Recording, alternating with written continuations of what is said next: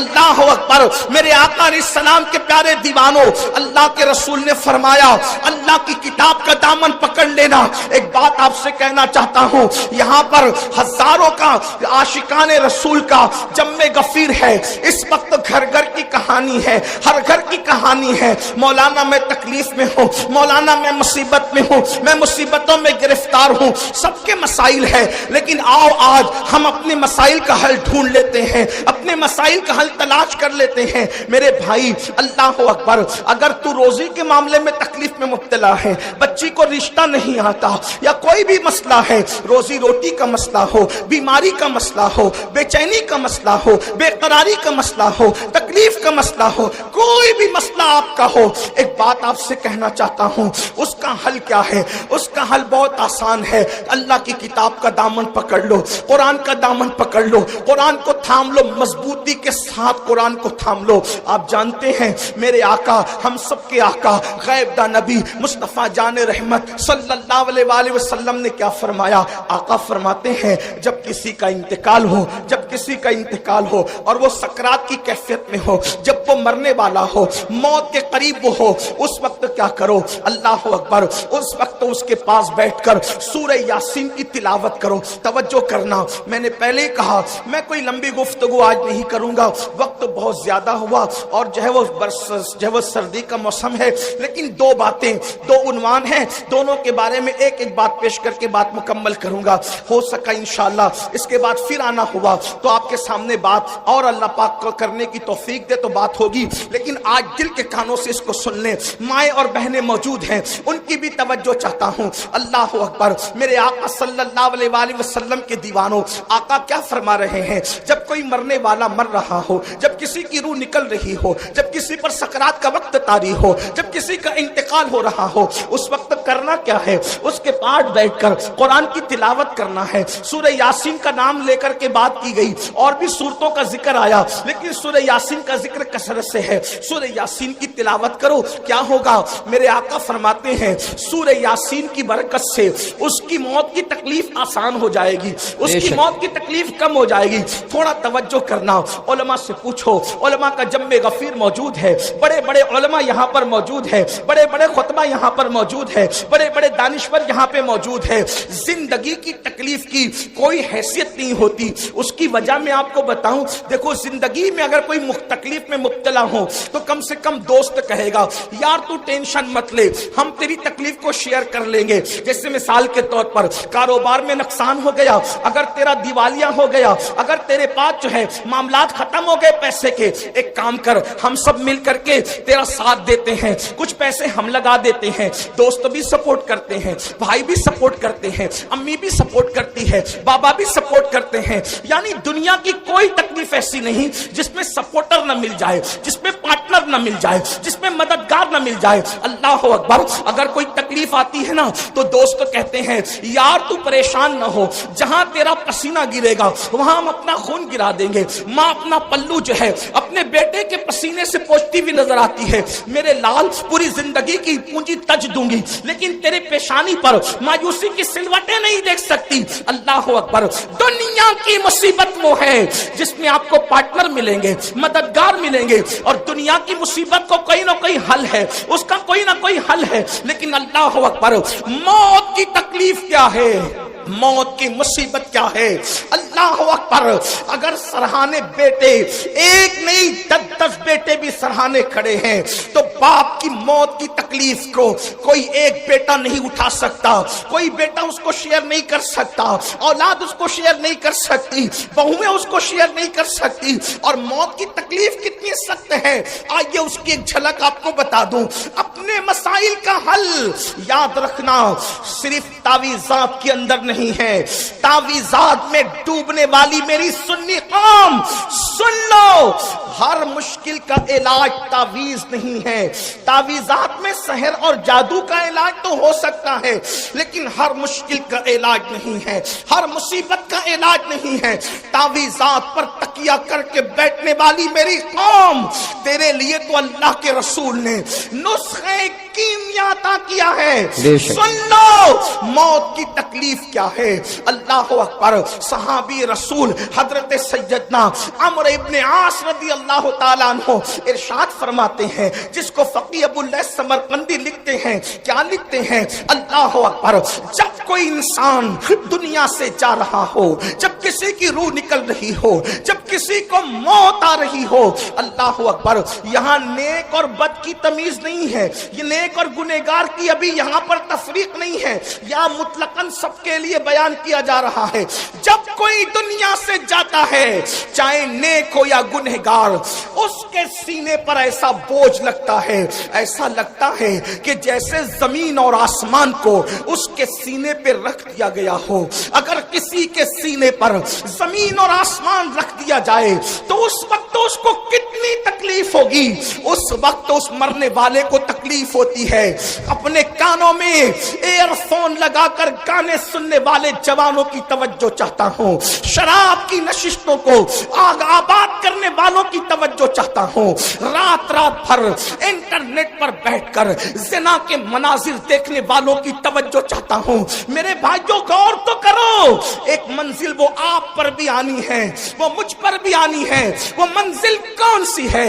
وہ موت کی منزل ہے, وہ گھاٹی موت کی گھاٹی ہے. مرنا سب کو ہے. اللہ اللہ. صحابی رسول حضرت عمرو ابن عاص رضی اللہ تعالیٰ عنہ کہتے ہیں, زمین اور آسمان اگر کسی کے سینے پہ سمیٹ کر رکھ دیا جائے تو اس وقت جو اس کی تکلیف ہوگی وہ تکلیف مرنے والے کو ہوتی ہے.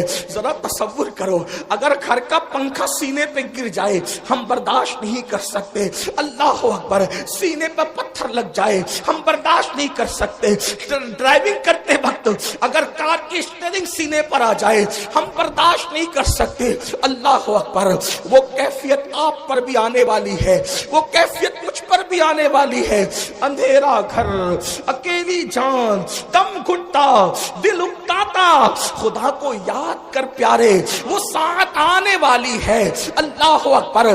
سینے پہ زمین اور آسمان کو رکھ دیا جائے تو وہ تکلیف نہ ہوگی, مرتے وقت وہ تکلیف ہوگی. اس کے بعد حضرت سیدنا عمرو ابن عاص رضی اللہ تعالیٰ فرماتے ہیں, اتنی سی پہ بس نہیں, جب مرنے والا سانس لیتا ہے تو اس کو ایسا لگتا ہے کہ جیسے وہ ناک کے سوراخ سے سانس نہیں لے رہا ہے, وہ ناک کے سوراخ سے سانس نہیں لے رہا ہے. اس کو ایسا تنگ کر دیا جاتا ہے ناک کے سوراخ کو, اس کو یوں لگتا ہے جیسے وہ سوئی کے ناکے سے سانس لے رہا ہے. اتنا تنگ کر دیا جاتا ہے, اتنا تنگ کر دیا جاتا ہے کہ یوں لگتا ہے کہ جیسے وہ سوئی کے ناکے سے سانس لے رہا ہے. میرے پیارے آقا صلی اللہ علیہ وآلہ وسلم کے پیارے دیوانوں, اسی پر بس نہیں, حضرت سیدنا عمرو ابن عاص فرماتے ہیں, اللہ اکبر, اگر کسی کے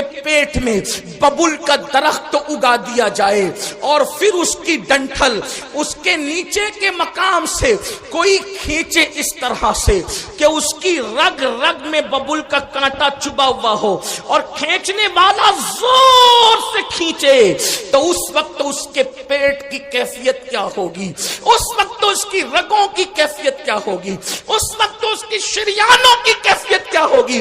عمرو ابن عاص کہتے ہیں جب روح نکلتی ہے تو ایسا لگتا ہے کہ جیسے ببول کا کانٹا کا درخت پیٹ میں اگا کر کوئی نیچے سے کھینچ رہا ہے. یہ کیفیت ہوتی ہے مرنے والے کی.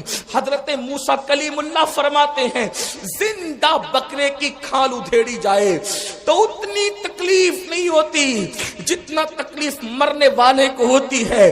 اللہ کے سچے نبی غیب داں فرماتے ہیں, ایک انسان کو 313 تلواروں سے ایک ساتھ حملہ کر کے مارا جائے تو 313 تلواروں کی ضرب اتنا تکلیف نہیں پہنچاتی جتنی تکلیف انسان کو موت کے وقت ہوتی.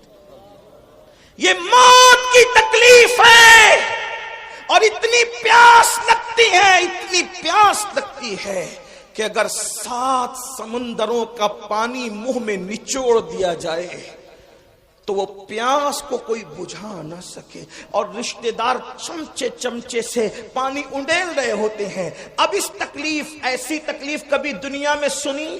ऐसी कब तकलीफ कभी दुनिया में देखी, कभी नहीं देखी होगी। किसी ने कितना सताए, कोई कितनी तकलीफ पहुंचाए, कारोबार कितना उजड़ जाए, कारोबार को कितनी भी तकलीफ हो जाए, कुछ नहीं। और उस वक्त तो कोई तसल्ली देने वाला भी नहीं। कोई तसल्ली क्या दे सकता है, क्योंकि कान भी काम नहीं कर रहे हैं, जबान भी काम नहीं कर रही है, हाथ पैर भी काम नहीं कर रहे हैं। अल्लाह के गैबदा नबी सल्लल्लाहु अलैहि वसल्लम फरमाते हैं, अगर मरने वाले के जिस्म की ताकत न खींची जाए तो वो पागलों की तरह जंगलों में भागे और उसकी आवाज ऐसे निकले जैसे बैल काटने के बाद जैसे वो चीखता है, उसके चीखने की आवाज तुम सुनो।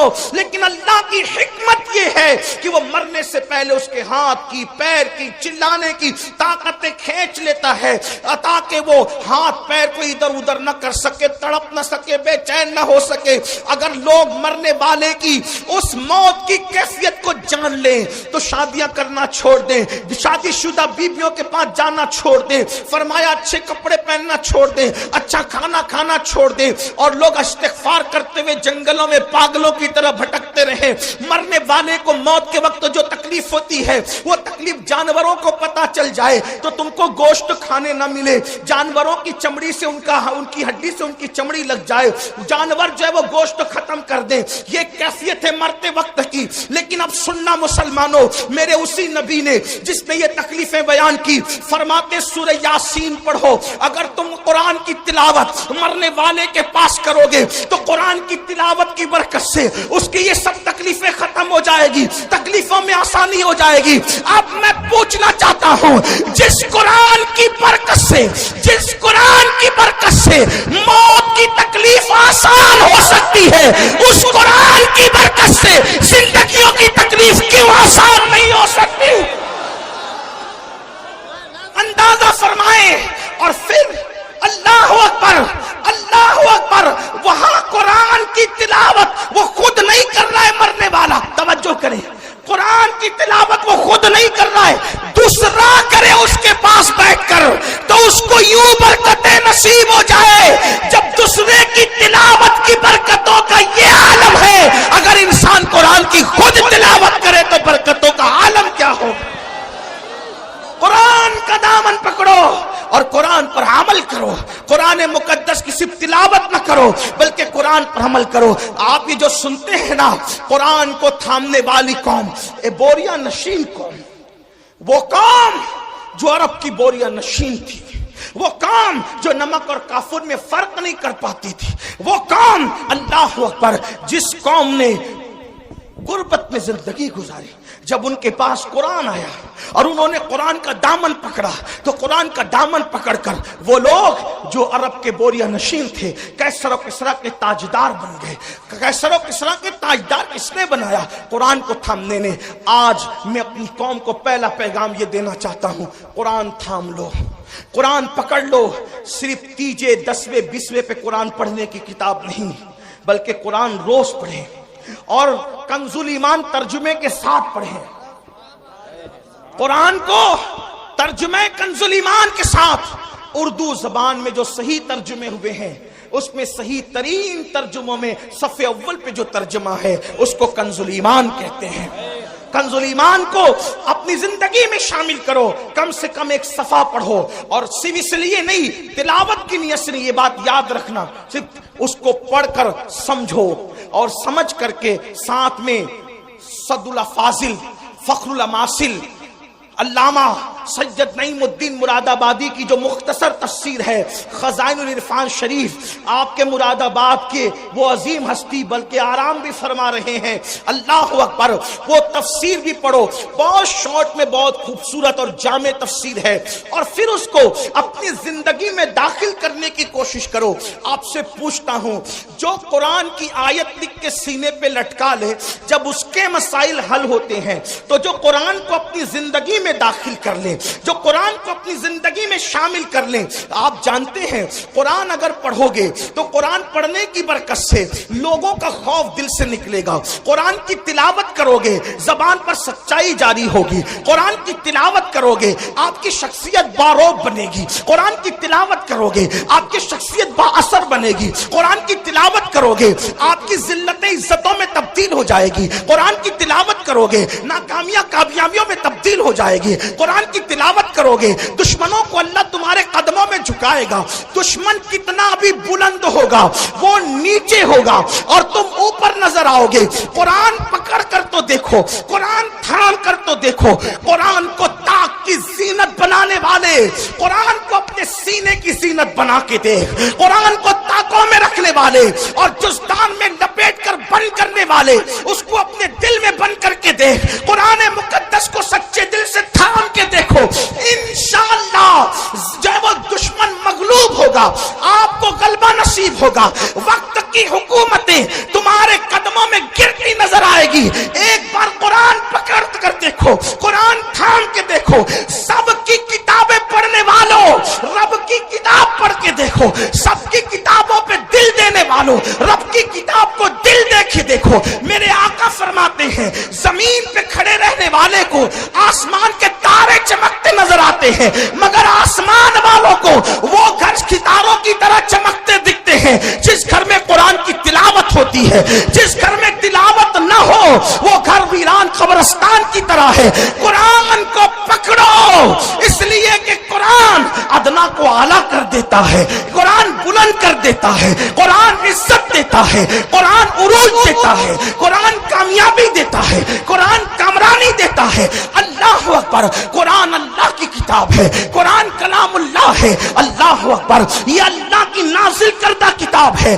جس نے قرآن پڑھا اس کی زندگی سنور گئی. اور میرے آقا نے 23 سال کی قلیل مدت میں جو انقلاب برپا کیا تھا وہ قرآن کا انقلاب تھا, قرآن کی تلاوت کا انقلاب تھا, تعلیم قرآن کا انقلاب تھا. ایک روایت دل کے کانوں سے سن لے. ایک شخص ہے جن کا نام حضرت طفیل ہے. حضرت طفیل ابن عمرو دوسی ہے. اللہ اکبر. وہ مکۃ المکرمہ آئے. توجہ کرنا میرے نوجوانوں, جو بوڑھے ہیں انہوں نے تو دنیا دیکھ لی ہے. اے جوانوں اب دنیا کے چیلنجز کا مقابلہ ہمیں کرنا ہے.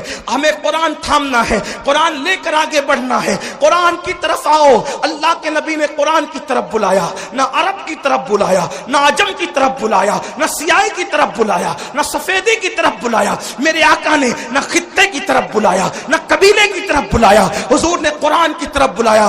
آؤ قرآن کی طرف پلٹیں, آؤ قرآن کی طرف رجوع کریں, آؤ قرآن کی طرف توجہ کریں. اللہ اللہ. دشمن دوست کیسے ہوتے ہیں, بیگانہ اپنا کیسے ہوتا ہے. اللہ اللہ. تو طفیل ابن عمر کہتے ہیں کہ میں مکہ تجارت کے لیے آیا تھا. مکے میں ہنگامہ تھا, مکے میں طوفان تھا. کیا طوفان تھا؟ جو بھی تاجر مکے میں آتا اس کو آتے ہی مکے والے گھیر لیتے. مکے کے وہ دشمن, وہ گنڈے جو رسول اللہ کے خلاف تھے وہ گھیر لیتے. ان میں اونچا اور بڑا نام جو ہے اللہ اکبر اس بدماشی میں ابو جہل کا ہے. یہ بڑا زیادہ بدتمیز تھا, اس کو اس امت کا فرعون کہا گیا. تو طفیل کہتے ہیں ابو جہل میرے پاس آیا اور آنے کے بعد کہنے لگا طفیل محمد کو تو جانتے ہو نا؟ اس نے کہا نہیں میں نے نہیں دیکھا لیکن نام سنا ہے. کہا آج کل بڑی بڑی باتیں کرتے ہیں, کہتے ہیں کہ ان پہ قرآن نازل ہوتا ہے, وہ اللہ کے نبی ہیں, اللہ کے پیغمبر ہیں. طفیل ان کے قریب نہ جانا, جو ان کے قریب جاتا ہے معاذ اللہ وہ جادوگر ہیں, ان کے جادو کا شکار ہو جاتا ہے.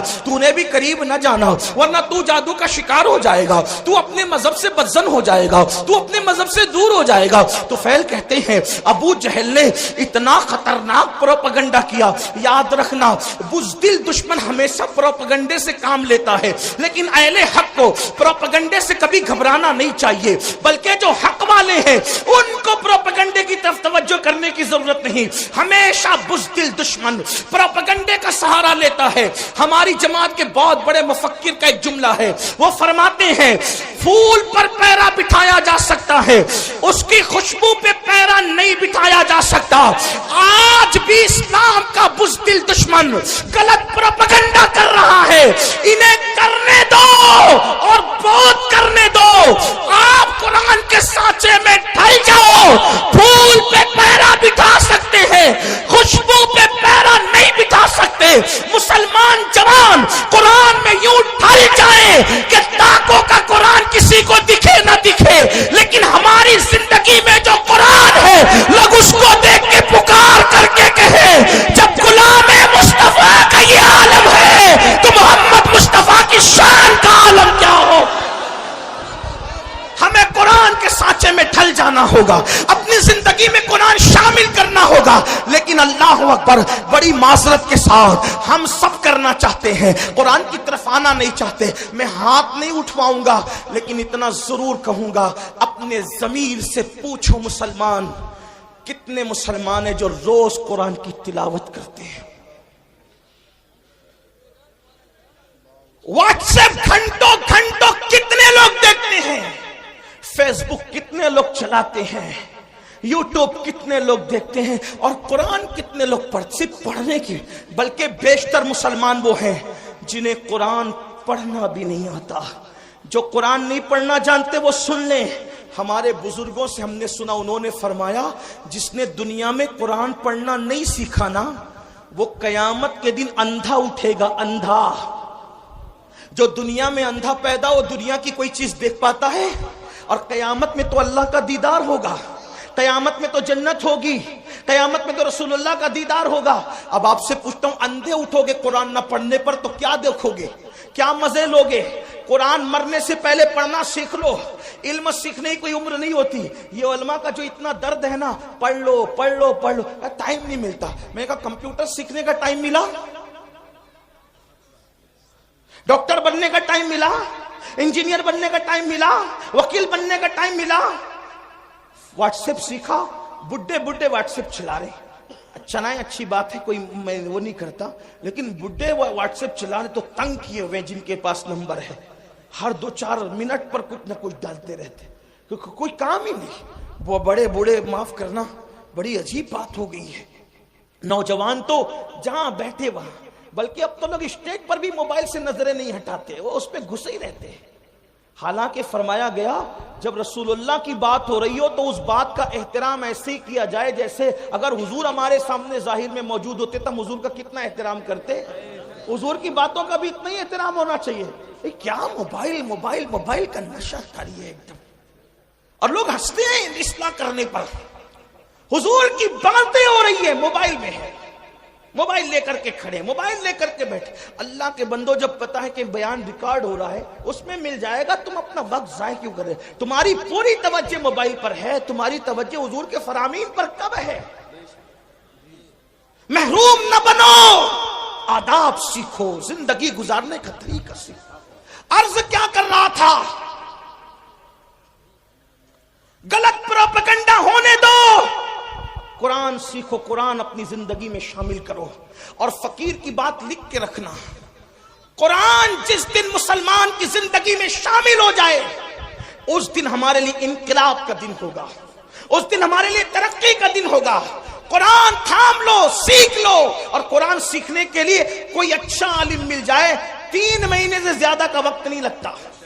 3 مہینے میں قرآن پڑھنا سیکھو. اور اچھے سے اگر 5 پارے پڑھ لیے کسی اچھے عالم سے, تو آگے کے 25 پارے آپ خود پڑھ سکتے ہو.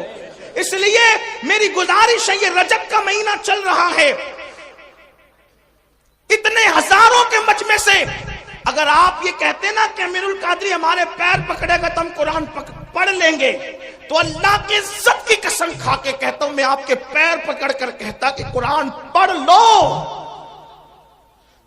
ڈاکٹر بنو, ٹیچر بنو, انجینئر بنو, سب بنو, لیکن پہلے قرآن کے قاری بنو, کیونکہ ساری ڈگریاں قبر کے باہر رہ جائے گی. جو ڈگری قبر کے اندر کام آئے گی وہ ایمان کی ڈگری ہوگی, جو ڈگری قبر تک جائے گی. بلکہ جو قرآن دنیا میں پڑھتا تھا اس کو قبر میں بھی تلاوت کا شرف نصیب ہوگا, قبر میں بھی وہ قرآن پڑھے گا. قرآن سے شوق پیدا کرو, قرآن سے ذوق پیدا کرو. اور جب قرآن پڑھنے لگو گے تو میری بات پر آپ کو یقین آئے گا. آج نہیں آتا, آپ کو قرآن کے بغیر اچھا ہی نہیں لگے گا. قرآن آپ کو بڑا خوبصورت, اللہ کا کلام ہے میرے بھائی. اللہ کا کلام کیا چیز, اللہ کا کلام, اللہ کا کلام ہے. یہ بات کہہ دوں, خدا سے اچھا کوئی نہیں, اس کے کلام سے اچھا کسی کا کلام. اپنے بچوں کو بھی پڑھاؤ. جو صرف اپنے بچے کو دیکھ کے ناظرہ قرآن پڑھا دیتا ہے, اللہ اس کے اگلے پچھلے گناہ معاف کر دیتا ہے. لیکن خالہ اماں سے نہیں پڑھانا, ایرے گہرے سے نہیں پڑھانا. جو بہترین قاری مخرج کے ساتھ صحیح پڑھا سکتا ہو اس کو پڑھانا. کیونکہ ٹیوشن اور کوچنگ کے لیے تم ہزاروں روپے خرچ کرتے ہو, تو قرآن پڑھانے کے لیے اگر لاکھوں کرنا پڑے تو لاکھوں خرچہ کریں۔ میں ان مدارس کو سلام کرتا ہوں جو اخلاص کے ساتھ قرآن کی خدمت کر رہے ہیں، ان علماء کی عظمت کو سلام کرتے ہیں جو قرآن کی خدمت کر رہے ہیں۔ اللہ اکبر! دشمن نے غلط پروپیگنڈا کیا، ابو جہل نے، طفیل اتنے اس سے متاثر ہو گئے، کانوں میں روئی ٹھوس لی، روئی ڈال لی کان میں۔ توجہ کرنا، بہت بڑی ذمہ داری ہمارے سروں پر ہے مسلمان جوانوں۔ کانوں میں روئی ڈال لی اس نے، طفیل نے، اور اس کے بعد سوچا کہ حضور کی آواز میرے کان میں نہیں آنا چاہیے، میں ملوں گا بھی نہیں، ان کی بات سنوں گا بھی نہیں۔ کہتے ہیں طفیل آخری رات آ گئی، اب مجھے، چونکہ میں مکہ تجارت کے لیے آیا تھا، آخری رات آ گئی، مجھے مکے سے جانا کہاں تھا؟ اپنے وطن۔ میں نے سوچا محمد عربی تو گھر میں سو رہے ہوں گے، چلو چل کر آدھی رات کے بعد کعبے کا طواف کر لیتے ہوئے۔ کعبے کا طواف اور حج وغیرہ اسلام سے پہلے بھی لوگ جو مسلمان نہیں تھے مکے والے وہ بھی کرتے تھے، آس پاس والے بھی کرتے تھے، تو میں کعبے کا طواف کر لوں۔ تو طواف کعبہ کے لیے جب میں نے مطاف پہ قدم رکھا تو طفیل کہتے ہیں، اب میں اس کو اپنے الفاظ کے جامع میں بطور مفہوم پیش کرنے لگا ہوں۔ طفیل کہتے ہیں کہ چاندنی رات تھی، چاند کی دودیا روشنی، میں اپنے الفاظ کے جامع بطور مفہوم پیش کروں، چاند کی دودیا روشنی مطاف کی زمین کو مزین کر رہی تھی، اور غلاف کعبہ سے چھن چھن کر انوار و تجلیات نکل کر قلوب و اذہان کو منور کر رہے تھے۔ ایسے میں ایک دلکش سی آواز، ایک سریلی سی آواز، اس آواز کا کیا کہنا جسے لہن داؤدی بھی رشک کی نگاہ سے دیکھے۔ ہائے ہائے وہ آواز، لہن داؤدی کو رشک کی نگاہ سے دیکھنے کی بات اس لیے کر رہا ہوں کہ جب داؤد زبور پڑھتے ہیں، توجہ کریں، داؤد زبور پڑھیں تو داؤد کی زبور سننے کے لیے پرندے ٹھہر جائیں، ہوا رک جائے، پانی بہنا بند ہو جائے، یہ داؤد کی تاثیر علیہ السلام۔ لیکن جب محمد الرسول اللہ کی آواز نکلے تو خالق کائنات، خلاق کائنات، کائنات کو پیدا کرنے والا خداوند قدوس اس آواز کا مشتاق ہے، مشتاق۔ اللہ اکبر! اسی لیے تو دیکھیں ان کے چہرے کا بھی اشتیاق ہے، اور ان کی آواز کا بھی اشتیاق ہے، اور ان کی ملاقات کا بھی اشتیاق ہے۔ اسی لیے تو قرآن میں جگہ جگہ ہے، قل یا ایھا الکافرون قل هو اللہ احد قل ان کنتم تحبون اللہ۔ اللہ اکبر!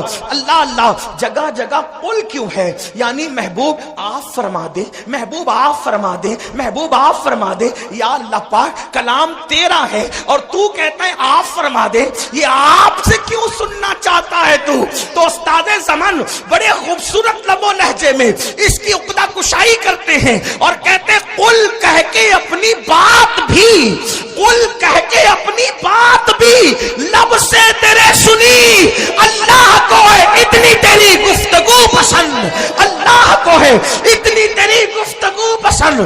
طفیل کہتے ہیں خوبصورت سی آواز میرے کانوں میں آ گئی، میں نے سوچا آواز اتنی خوبصورت ہے تو آواز والا کتنا خوبصورت ہوگا، آواز والے کا انداز کیا ہوگا۔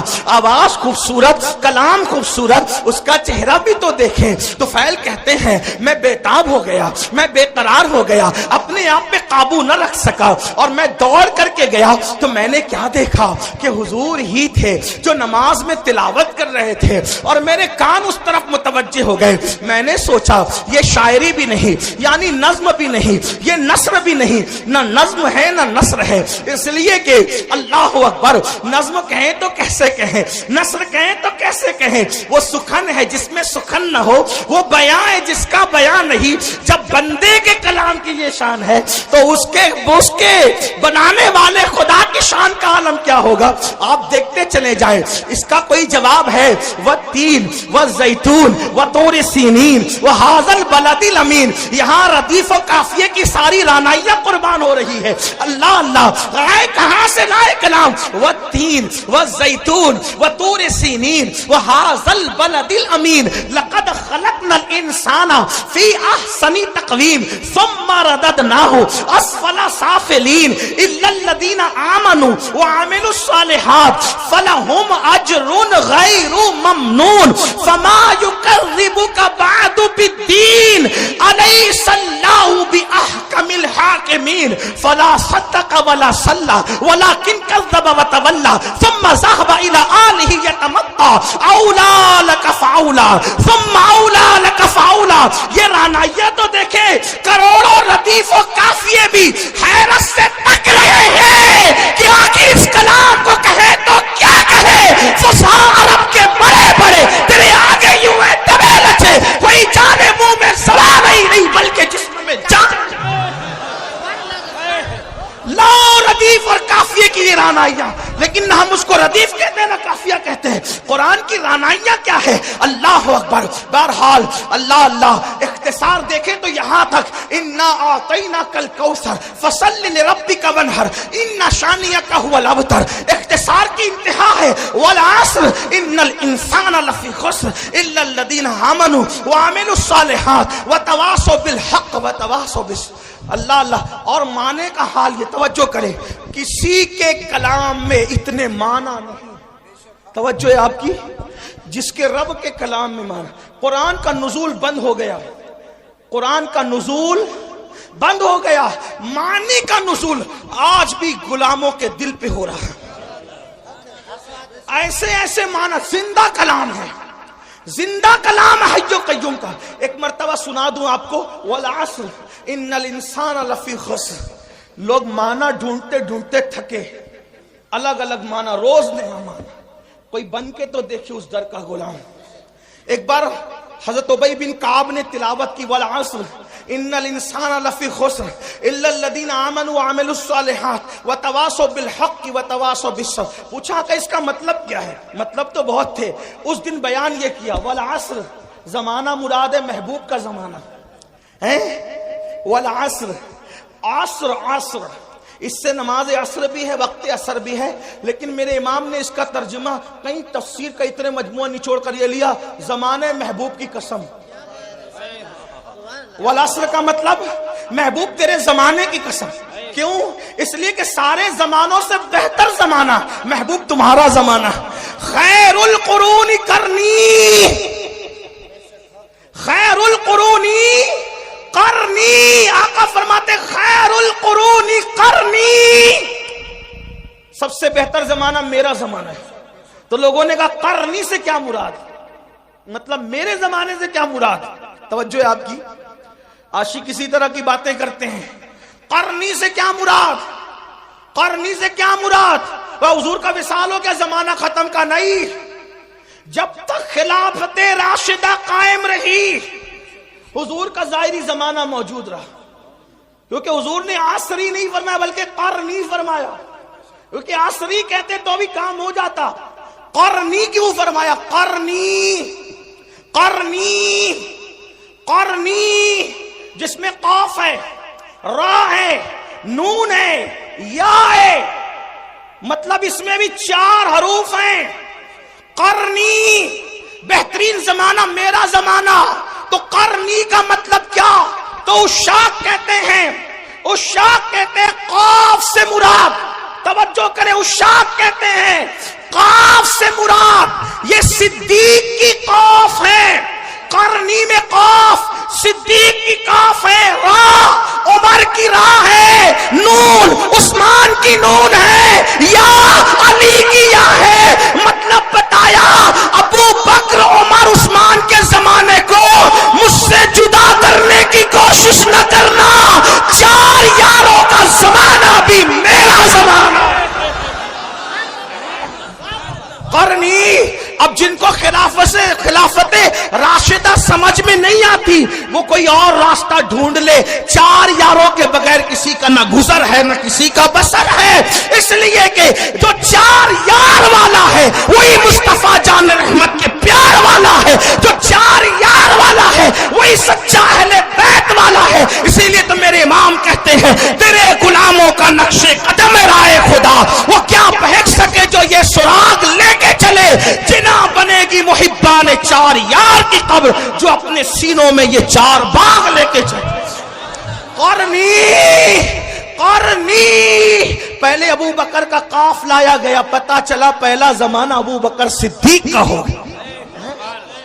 بہرحال تو عرض کر رہا تھا والعصر, زمانے محبوب کی قسم, اور فی ان الانسان لفی خسر. تو میرے آقا نے فرمایا اس سے مراد ابو جہل ہے. توجہ کریں قرآن کی درس, اور بھی تفاسیر ہے. یہ جو میں جہاں سے پڑھ رہا ہوں یہ علامہ مومن شبلنجی سے پڑھ رہا ہوں, ان کے حوالے سے. ہاں تھوڑا سا حوالہ بھی میں آپ سے پیش کر رہا ہوں تاکہ آپ کو یہ نہ لگے کہاں سے کہہ گئے. تو جہاں سے کہہ گئے انٹرنیٹ پہ سرچ کر لینا, آپ کو کتاب ملے گی. ان الانسان لفی خسر, فرمایا انسان خسارے میں, جو تو سب خسارے میں جو بھی اس جماعت کے ہیں, لیکن اس میں فرمایا ابو جہل اس میں پہلے نمبر پر ہے. پھر کیا کہا, ان الذین آمنوا الا الذین آمنوا الا الذین آمنوا, جو ایمان لائے کا اس سے ابو بکر صدیق ہے. وعملوا الصالحات کا اس سے عمر مراد ہے. وتواصوا بالحق اس سے عثمان مراد ہے. وتواصوا بالصبر اس سے سید السادات علی مرتضی مراد. 4 یار کی شان قرآن یوں بیان. لوگ کہتے ہیں قرآن میں کہاں 4 یار, ہم کہتے ہیں قرآن میں رسول اللہ نے بیان کیا. اور علامہ مومن شبلنجی کہتے ہیں کہ جو یہ کتاب میں ذکر کر رہا ہوں یہ میں نے اہل بیت کے لیے خالص کی ہے. بہرحال اللہ اکبر عرض کر رہا تھا کہ قرآن کا معنی آج بھی نازل ہو رہا ہے. تو حضرت طفیل کہتے ہیں میں نے سوچا آواز اتنی خوبصورت ہے, آواز اتنی خوبصورت ہے, آواز چہرہ کیسا ہوگا. دیکھا تو چہرہ ایسا ہی تھا. کیسا ہی تھا, کیسا تھا بتاؤں. آفاقہا گردیدم بہرے بتا ورزیدم. اللہ امام خسرو کہتے ہیں سرکار محبوب الہی کے خلیفہ توتی ہند ملک الشورى کہتے ہیں آفاقا گردیدم مہرے بتا ورزیدم بسیار خوبا دیدم لیکن تو چیزیں دیگری پری پہ کر نگارے سر و قد لالا رخسارے سراپا آفت دل بود شب جائے کہ من بودم. اور بریلی کا تاجدار کہتا ہے وہ کمال حسن حضور ہے کہ گمان نقص جہاں نہیں, یہی پھول غار سے دور ہے, یہی شمع ہے کہ دعا نہیں. کروں تیرے نام پہ جاں فدا نہ بس ایک جاں دو جہاں فدا, دو جہاں سے بھی نہیں جی بھرا. کروں کیا کروڑوں جہاں نہیں, حسن کھاتا ہے جس کے نمک کی قسم. وہ ملی ہے دلارا ہمارا نبی, وہ ملی ہے دلارا ہمارا نبی. سرتاب قدم ہے تنے سلطان زمن پھول, لب پھول دہن پھول سکن پھول بدن پھول. یہ شان ہے. بہرحال میں نے کہا تھا وقت زیادہ نہیں لوں گا, لیکن بہرحال حدیں ٹوٹ رہی ہے, میں سمیٹتا ہوں اپنی بات کو. اللہ اللہ طفیل نے کہا یہ شان, یہ انداز, یہ ادائیں. اللہ اللہ نماز مکمل ہوئی. آپ کون ہیں؟ دل تو چھین لیا. دل آپ کون ہیں؟ مسکرا کے کہا ہائے ہائے ادائیں دل ربانہ تو دیکھیں, گفتگو کا انداز تو دیکھیں. کوئی ان کو سن کر بات کرنا سیکھے تو زمانہ خرید لے, زمانہ خرید لے. اگر ان کی گفتگو سنتا نا عزیز مصر تو یوسف کا خریدنے والا خود یہاں بک جاتا. ان کو دیکھ لیتی نا مصر کی عورتیں تو انگلیاں کاٹنے کی بجائے اپنے دلوں پہ چھریاں پھیر لیتے. یہ کیسے تھے اور کیسے ہیں اور کیا ہیں, اس کو مولانا جمیل الرحمان کے 2 مصرے پہ قصہ مکمل کرتا ہوں. کہتے ہیں کیا حسن ہے سید ابرار تمہارا, اللہ بھی یہ طالب دیدار تمہارا. اور کیوں دید کے مشتاق نہ ہو حضرت یوسف, اللہ کا دیدار ہے دیدار تمہارا, اللہ کا دیدار ہے دیدار تمہارا. کیا حسن ہے کیا جمال ہے. زلفیں اگر آ جائیں چہرے پر, توجہ کریں, زلفیں اگر آ جائے چہرے پر تو قرآن واللیل کا ترجمہ بن قرآن مقدس واللیل گنگنانے لگے. اور جب زلفیں سور کر پیچھے چلی جائیں تو قرآن والضحیٰ کہتے ہوئے نظر آئے. اگر خرام ناز کرے مکے کی گلیوں میں تو قرآن کہے لا اقسم بہذل بلد، کھائی قرآن کھا کے گزر کی قسم، اس کفے باقی حرمت میں لاکھوں سلام. ہائے ہائے ہائے اللہ اکبر. حال یہ ہے اگر مسکرا دے تو وہ نجم کی تفسیر بن جائے، اگر زلفیں بکھر جائے قرآن کی آیتوں کی تفسیر ہو جائے. علامہ عبد الرحمن جامی کہتے ہیں آیات قرآن ابرویت گیسوئے قرآن، تفسیر قرآن گیسویت، آیات قرآن ابرویت، تفسیر قرآن گیسویت، روئے تو قرآن ماں ایمات ہوئی ایمات ہوئی. کہتے ہیں آپ کی بھویں آپ کی ابرو قرآن کی آیتیں ہیں میرے لیے تو، اور آپ کی زلفیں تفسیر قرآن کی. اور کہتے روئے تو قرآن ماں، میرا قرآن تو آپ کا چہرہ ہے. ایمات ہوئی ایمات ہوئی، آپ بھی ایمان ہے، آپ بھی ایمان ہے. اور بریلی سے عبد الرحمن جامی کا ترجمہ یوں ہوتا ہے اللہ کی سرتاب قدم شان ہے یہ، انسان ہے انسان، وہ انسان ہے یہ. قرآن تو ایمان بتاتا ہے انہیں، ایمان یہ کہتا ہے میری جان ہے. لَكَ بَدْرٌ فِي الْوَجْهِ الْأَجْمَلِ حَتْحَالِ مَعْزُ الْفَابَرِ اجل، تورے چندن چندرو پرو کنڈل رحمت کی بھرن برسا جانا. کون ہے آپ کون ہے؟ تو کہا میں محمد ہوں. فرمایا میں محمد ہوں. بھیا بیٹھو، تھوڑا ٹائم بچا لو، سردی کا خیال کرو، لوگوں کی ضرورت کا خیال. اللہ عمر دراز دے آپ کو. تھوڑا نعرے سے تھوڑا ٹائم میرا بچے، کوئی نعرے سے مجھے اختلاف نہیں، حدود شرع میں رہ کے جو لگاؤ لگا سکتے، لیکن میرا ٹائم بچا جائے، جلدی ختم کرنا ہے. بہت دیر سے بیٹھے. ہاں بہت سارے لوگ اپنی حاجتوں کو روک بیٹھے ہیں اور وہ اس انتظار میں ہے کہ بیان مکمل ہو تو ووٹ. یہ میری قوم کی وفاداری کی انتہا ہے،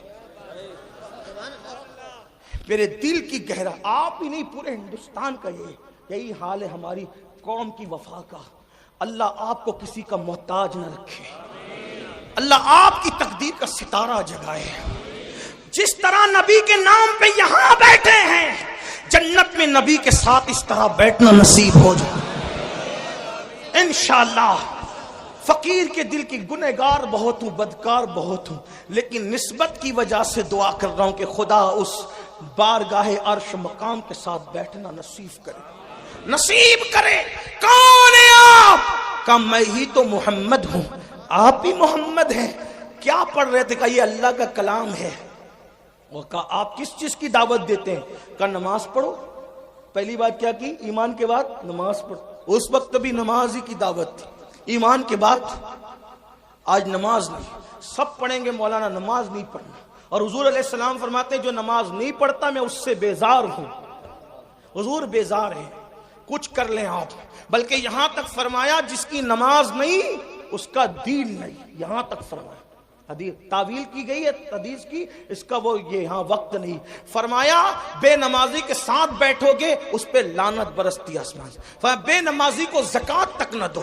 اگر بے نمازی پریشان ہے غریب ہے اس کو زکوٰۃ تک نہ دو. یہاں تک فرمایا. میرے آقا کے دیوانوں، اللہ کے بندو، کچھ ڈرو خوف کرو. یہ کس نے سبق پڑھا دیا کہ نماز کے بغیر بھی آپ جنت میں جائیں گے؟ مرنے کے بعد آنکھ کھلے گی. جلسے کا جہاں اور ہے، قیامت کا جہاں اور ہے. ہاں شاعری کی دنیا اور ہے، حدیث کی دنیا اور ہے. آپ یہ جو بہت سینہ سپر ہو کے کہتے ہیں نا کہ میں جنتی، میرا جنت میرے باپ کی، میرے بھائی اللہ سے ڈر، جن کو رسول اللہ نے جنت کی بشارتیں دی تھی وہ رویا کرتے تھے. نماز پڑھو، نماز مسجدوں کو آباد کرو، توبہ کرو بے نمازی پن سے. اور فرمایا نہ ایمان لے آؤ، نماز کی دعوت. بدکاری سے بچو، رشتہ داروں کے حقوق ادا. فرمایا کتنی اچھی تعلیم ہے آپ کی. تو ویل نے کہا کتنی اچھی تعلیم ہے آپ کی. وہ فرمایا یہی تعلیم ہے. وہ ابو جہل تو وہ گنڈا گردی کر رہا تھا، آپ کے خلاف بہکاتا تھا. حضور نے فرمایا کہ اس کی اپنی بات ہے، لیکن میری بات یہ کہا جو آپ کہتے ہیں اگر وہی حق ہے مجھے بھی مسلمان بنا دے. تو فیل قرآن سن کے مسلمان ہے. اس کی حضور اب اپنے وطن جانا چاہتا ہوں، کوئی نشانی دے دے. سرکار نے پیشانی پہ ہاتھ لگایا تو پیشانی چمک اٹھی. لے جا، اس کی روشنی نکل رہی ہے. کہا حضور میری قوم اتنی توہم پرست ہے، کہے گی کہ اسلام قبول کیا تو برس کا نشان آ گیا تو وہ اور بدزن ہوگی. فرمایا یہ نشانی مجھے ہاتھ پہ دے دے. حضور نے ہاتھ پہ ہاتھ لگایا تو ہاتھ روشن ہوا. ہائے ہائے ہائے. ہمارے بزرگوں نے صوفیہ فرماتے ہیں کسی کا رومال استعمال نہیں کریں، ورنہ جس کا ہے اور اس کے درمیان بغض پیدا ہو سکتا ہے. صوفیہ کا قول ہے، حدیث میں نہیں ہے. تو میرے بھائی میں تو محبت بڑھانے آیا ہوں، ایسا ظلم نہ کرو. محبت میں آپ دے رہے ہو لیکن میں تو چاہتے بڑھانا. حضور نے فرمایا جس سے محبت کرو گے قیامت میں اس کے ساتھ رہو. ان علماء اور سیدوں سے محبت کیوں نہ کر لوں کہ اپنا بھی بیڑا پار ہو جائے. ہاں، اور نشانی دے دی ہاتھ پہ. اللہ اکبر. ایک بات کہوں، یوسف علیہ السلام تھے بڑے خوبصورت، لیکن سب کو حسن دکھایا، کسی کو خوبصورت بنایا نہیں. ہائے ہائے. ہاں، یہ میرے نبی کا معجزہ ہے. ایسے خوبصورت ہیں، ہاتھ مس کر دے تو اسے بھی خوبصورت کر دے، خوبصورت بنا بھی دیتے. اور طفیل ہی کے ہاتھ پہ وہ نشانی دیکھ کر حضرت ابو ہریرہ کا ذہن بن گیا مسلمان ہونے کا. حضرت ابو ہریرہ طفیل کے ذریعے مسلمان ہوئے. حضرت ابو ہریرہ طفیل کے ذریعے. یہاں بھی ایک بات خاص سن لو، آج حضرت طفیل کا نام کوئی نہیں جانتا، ابو ہریرہ کو پوری دنیا جانتی ہے. میرے بھائی دین کا کام کر لے، کسی کو سدھار لے، کسی کو سنوار لے. ہو سکتا ہے ہمیں کوئی نہ جانے، لیکن ہماری کوشش سے جو سنور گیا وہی ہمارے لیے نجات کا ذریعہ بن جائے. اللہ اکبر. حضرت ابو ہریرہ حضرت طفیل کی کوششوں سے ان کا ذہن بنا. بہرحال یہ الگ عنوان ہے. تو قرآن سنا کر کے طفیل کو مسلمان بنایا. حضرت عمر کی بہن نے قرآن پڑھا تو حضرت عمر مسلمان ہوئے. اس طرح قرآن نے، بلکہ میرے آقا نے بہت پیاری بات ہو، ہائے ہے ہر بات پیاری. فرماتے ہیں مکہ تلوار سے فتح ہوا. آقا فرماتے ہیں مکہ تلوار سے فتح ہوا، اور قرآن کی برکت سے مدینہ فتح ہوا. قرآن سے مدینہ فتح ہوا. مکہ تلوار سے، حالانکہ تلوار چلی نہیں، لیکن بہرحال تلوار کا خوف تھا ان لوگوں کو. اللہ اکبر. فرماتے ہیں لیکن مدینہ قرآن سے فتح ہوا. پتہ چلا قرآن فاتح ہے، تلوار سے بڑا کام قرآن کرتا ہے. قرآن کے قریب کرو، محنت کرو، مشقت کرو، لوگوں کو قرآن کے قریب لاؤ. لیکن خود ہی قرآن نہیں پڑھتے تو دوسروں کو کیا قرآن سناؤ گے؟ تو آقا نے فرمایا کتاب اللہ کی کتاب پکڑ لو. اور میرے آقا علیہ الصلوۃ والتسلیم کے غلاموں، اگر قیامت تک زندہ رہنا ہے تو قرآن پڑھو، قرآن پر عمل کرو. اس لیے کہ آج اگر حسین گھر گھر ہے، حسین ہر جگہ ہے، حسین نگر نگر ہے، حسین ڈگر ڈگر ہے، حسین زبان زبان ہے، حسین دل دل ہے، تو لوگ زندگی میں قرآن نہیں پڑھتے. میرے حسین نے تو بات شہادت قرآن پڑھ کر کے سنایا اور بتا دیا میرے گلے کا تعلق جسم سے کٹ چکا ہے، لیکن اب بھی میرا تعلق قرآن سے ختم نہیں ہوا ہے. اور آقا نے یہ بات پہلے بیان کی تھی، کتاب اللہ و عطرتی اہل بیتی. میں اللہ کی کتاب اور اہل بیت چھوڑ کے جا رہا ہوں، میری اہل بیت میری اولاد کو چھوڑ کے جا رہا ہوں. فرمایا یہ دونوں جدا نہیں ہوں گے. فرمایا جدا نہیں ہوں گے، یہ دونوں یہ کبھی جدا نہیں ہوں گے. قرآن اور اہل بیت ہمیشہ ساتھ ساتھ رہیں گے. اسی لیے آپ دیکھیں سر جدا ہو گیا، قرآن سے تعلق ختم نہیں ہوا. اہل بیت کا دامن پکڑو، اہل بیت کا. لیکن بات آگے بڑھانے سے پہلے ایک بات کہہ دوں، ایمان لگتی گئی. اہل بیت سے محبت کا مطلب یہ نہیں کہ صحابہ کو گالیاں دو. ہاں، اچھی طرح خیال رکھنا، اس لیے کہ اہل بیت کے فضائل ہمیں کالے سینے والوں سے نہیں ملے. اہل بیت کے فضائل ہمیں صحابہ کرام سے ملے.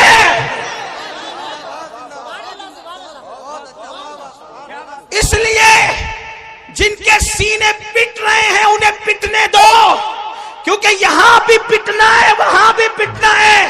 یہاں خود پیٹ رہے ہیں، وہاں فرشتے پیٹیں گے. کیوں؟ کیونکہ یہ سینہ چار یاروں کی محبت سے جو خالی ہے وہ پٹنے کے قابل ہے. اور الحمدللہ سچا سنی یہاں بھی پھولوں میں ہے، اور اہل بیت کے صدقے وہاں بھی پھولوں میں ہے.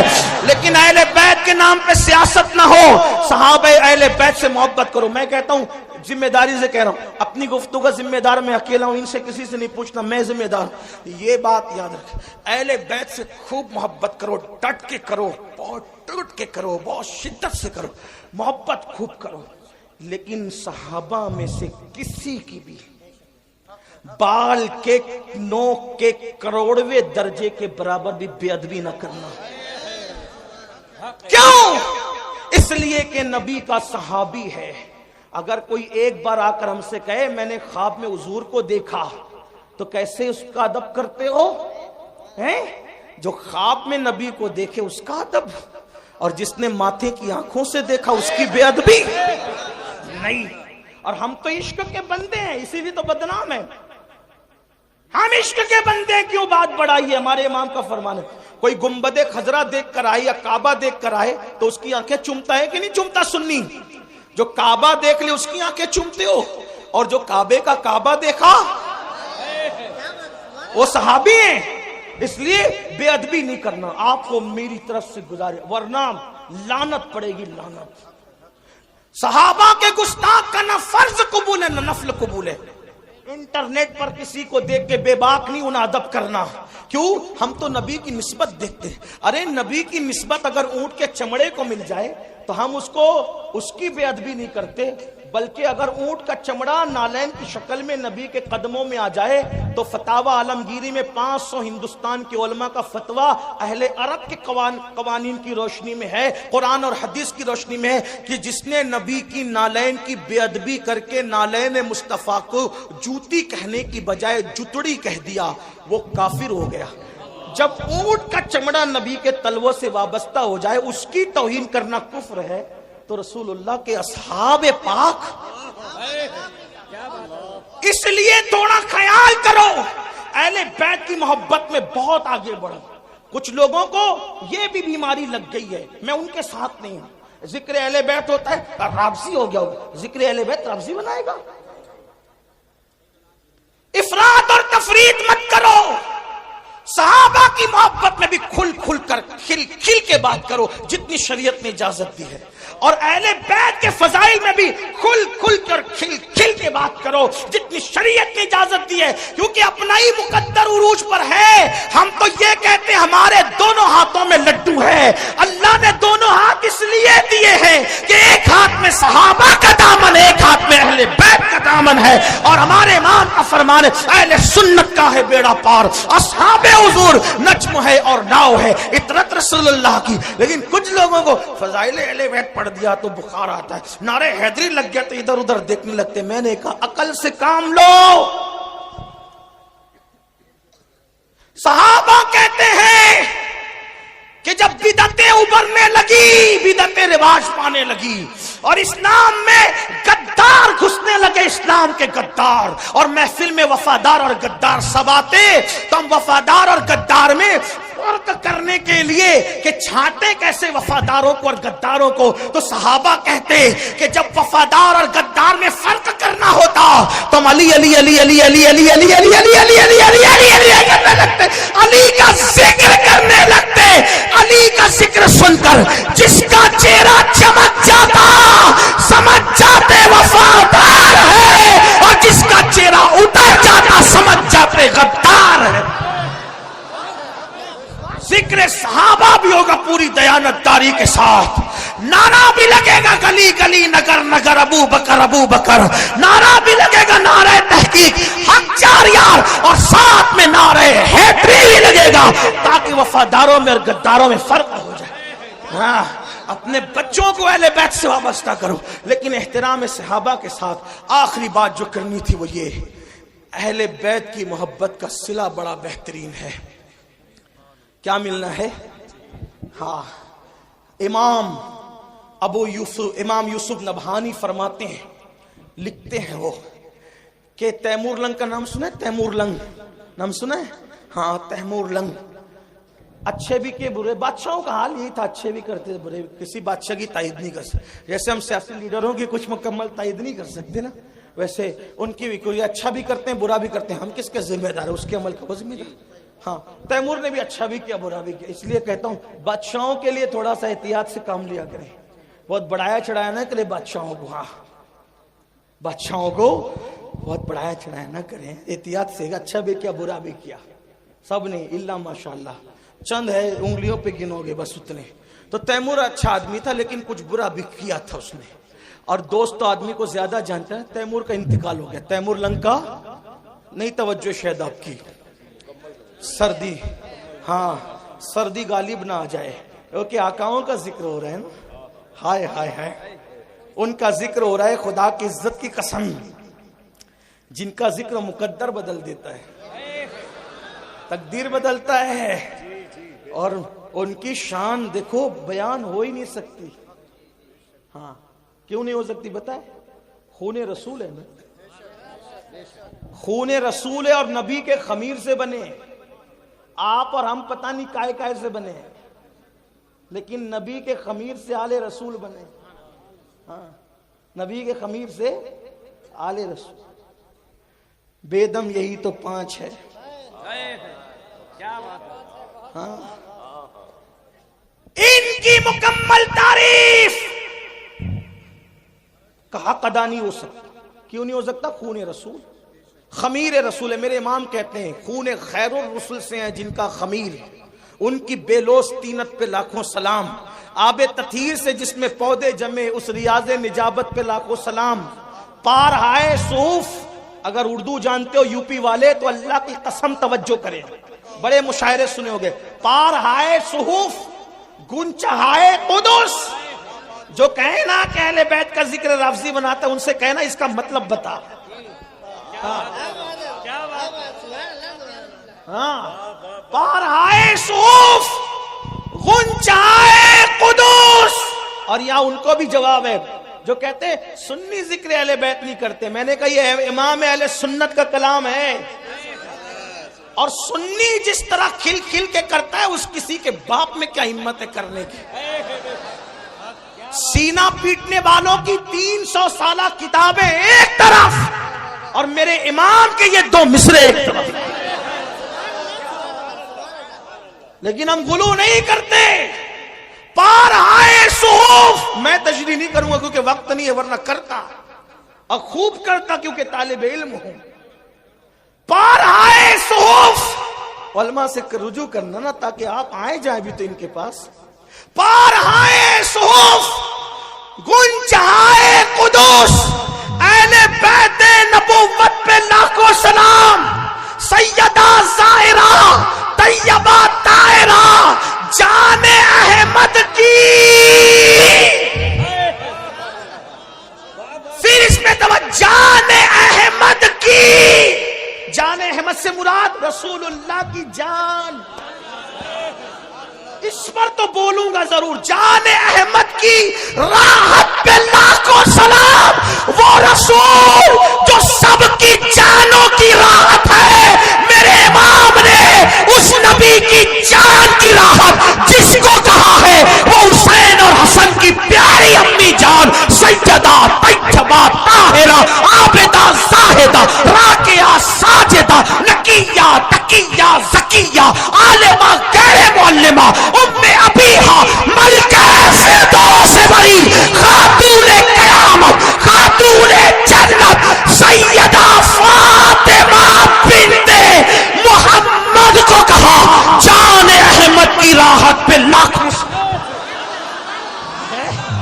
کون کہتا ہے کہ مسلک اعلی حضرت والے اہل بیت بیان نہیں کرتے؟ اعلی حضرت نے کہا نا جان احمد کی راحت، جان احمد کی راحت۔ کیا بات ہے میرے امام تیری، طوطی اصفہاں سن کلام رضا، بے زباں بے زباں بے زباں۔ اے رضا جانے العادل، تیرے نغموں کے نثار بلبلے باغے مدینہ، تیرا کہنا کہ ہم نے کہا فضائل اہل بیت اور صحابہ بیان کرنے کے لیے ہمیں دائیں بائیں دیکھنے کی ضرورت ہی نہیں۔ جیسے ہمارے لیے فتاوی رضویہ فقہی مسائل اور حدیث میں رہنمائی کرتا ہے، وہی فتاوی رضویہ تو صحابہ اور اہل بیت میں بھی رہنمائی کر رہا ہے۔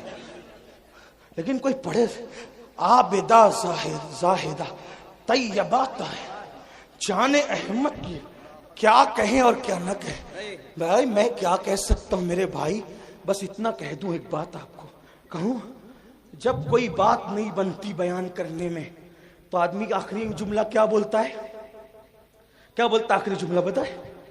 کیا بولتا ہے؟ آپ کیا بولتے ہیں؟ آپ کیا بولتے نہیں پتا؟ ہمارے مہاراشٹر میں بولتے ہیں کھانا کیسا بنا، کیا بولتے ہیں؟ ارے کیا بات ہے یار، مطلب ساری لغت ختم ہے.